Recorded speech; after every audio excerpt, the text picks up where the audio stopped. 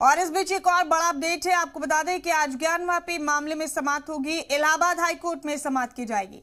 मस्जिद और वक्फ बोर्ड अपनी अपनी बात रखेंगे। ज्ञानवापी आते में सर्वे पर भी फैसला हो सकता है। आज खुदाई कराकर सर्वे करने पर यह समाअत की जा रही है। ज्ञानवापी मामले में आज समाअत है। बड़ा अपडेट आपको दे रहे हैं, इलाहाबाद हाईकोर्ट में आज ये समाअत की जाएगी।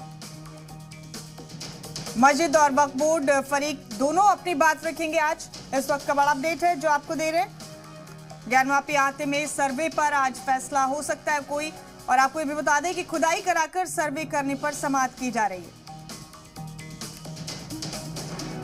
ज्ञानवापी मामले में समाअत है आज इलाहाबाद हाईकोर्ट में। बड़ा अपडेट आपको दे रहे हैं। आज मुल्क की निगाहें रहेंगे इस समाअत पर भी। इलाहाबाद हाईकोर्ट में यह अहम समाअत की जाएगी। मस्जिद और वक्फ बोर्ड दोनों ही फरीक अपनी बात रखेंगे। आज ज्ञानवापी आते में सर्वे पर फैसला हो सकता है। बड़ा अपडेट आपको दे रहे हैं। खुदाई कराकर सर्वे करने पर भी समाअत हो रही है।